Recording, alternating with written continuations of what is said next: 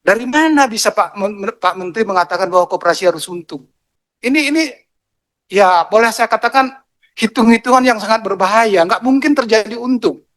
Dia ada yang di pinggir sawah, ada yang di atas apa namanya gunung, ada di depannya kuburan.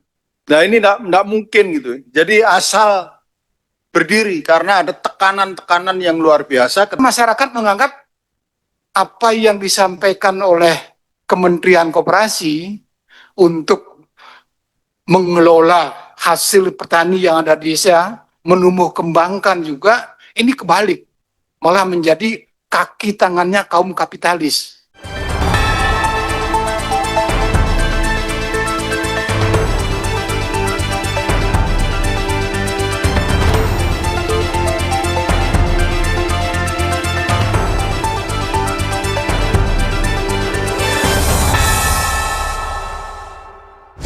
Beberapa hari lalu Pak Menteri kan selalu mengeluarkan statement koperasi harus untung. Ya nak, benar kan?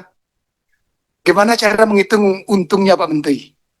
Kalau kita lihat modal koperasi itu kan dianggarkan 3 miliar pinjaman dari Himbara.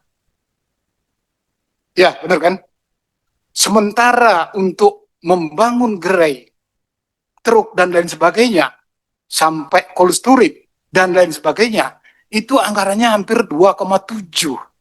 Jadi modal kerja koperasi yang berputar tuh hanya 300 juta. Dengan 300 juta kalau kita berhitung, kewajiban koperasi itu 50 juta per bulan. Padahal modalnya cuma 300 juta. Dari mana bisa Pak Menteri mengatakan bahwa koperasi harus untung? Ini ya boleh saya katakan hitung-hitungan yang sangat berbahaya. Nggak mungkin terjadi untung. 300 juta modal kerja. Mau menghasilkan per bulan menjadi 50 juta untuk bayar kewajiban. Nah ini mohon nanti di breakdown dengan jelas. Sehingga awang-awang koperasi ini benar-benar menjanjikan dan menghasilkan di kemudian hari. Yang ketiga Pak Menteri, dari Kementerian Pertahanan itu kan sudah merekrut tenaga kerja 30.000 orang yang rencananya akan membackup operasional Koperasi Merah Putih. Nah, antara Koperasi Merah Putih ini kerjasamanya seperti apa dengan Kementerian Pertahanan? Karena ini saya khawatir sama dengan kasusnya dengan Agrinas, kerjasamanya belum jelas, tapi menghabiskan anggaran luar biasa tingginya. Dan kita khawatir juga dengan pembentukan 30.000 tenaga kerja, itu justru mengganggu tenaga kerja yang ada di pedesaan. Padahal berdirinya Koperasi Merah Putih kan salah satunya merekrut tenaga kerja yang ada di desa. Nah, yang ketiga menarik Pak Menteri, apa yang disampaikan teman kita tadi, ya ada kejadian di Sidoarjo. Kadang-kadang lucu saya mendengarnya. Di satu sisi katanya Koperasi Merah Putih ya menggerakkan ekonomi desa dan lain sebagainya. Begitu rencana pembukaan yang dibuka oleh Pak Presiden, ternyata truk-truk KDMP-nya mengangkut bahan-bahan barang-barang modern Indomarko. Ini benar kejadiannya Pak Menteri? Atau hoax ini? Nah ini perlu juga diklarifikasi, jangan sampai bias di masyarakat. Karena masyarakat menganggap apa yang disampaikan oleh Kementerian Koperasi untuk mengelola hasil petani yang ada di desa, menumbuh kembangkan juga, ini kebalik. Malah menjadi kaki tangannya kaum kapitalis. Jadi kapan berkembang desanya kalau seandainya kondisi ini dibiarkan terjadi? Yang kita ketahui bersama Pak Menteri, ruang otonom Kementerian Koperasi ini sudah tidak otonom lagi, ini yang jadi masalah. Sudah masuk beberapa yang memang sebenarnya kompetensinya itu ada di Kementerian Koperasi. di mana pembangunan gerai sudah Bapak tidak tahu menahu apa yang disampaikan Prof. Darmadi, ada yang di pinggir sawah, ada yang di atas gunung, ada di depannya kuburan, ada yang di Ngawi itu di tebing, Pak. Ya, ini di tebing. Nah, ini enggak mungkin gitu. Jadi asal berdiri karena ada tekanan-tekanan yang luar biasa ketika ada rencana pembangunan itu, desa diminta, disuruh, dipaksa gitu ya untuk menyiapkan lahan. Belum lagi rumor yang di lapangan bahwa anggaran yang digunakan total 3 miliar ini sudah 1,6 itu digunakan untuk membangun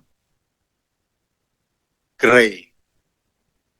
Sedangkan desa harus menyiapkan lahan ready.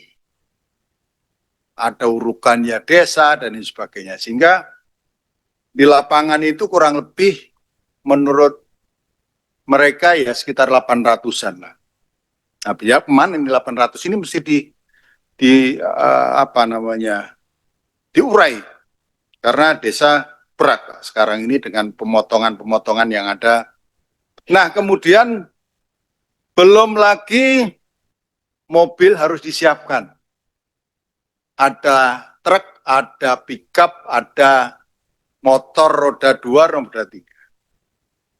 Kalau kita bandingkan dengan minimarket modern, dalam satu kabupaten, Pak, itu hanya 1 mobil box. Dia berkeliling aja tiap hari untuk memasok semua. Sedangkan kita luar biasa nih. 1 gerai, 1 desa, 1 mobil truk, 1 mobil pickup, 1 motor roda 3. Ini untuk apa? Overhead kita terlalu tinggi, Pak.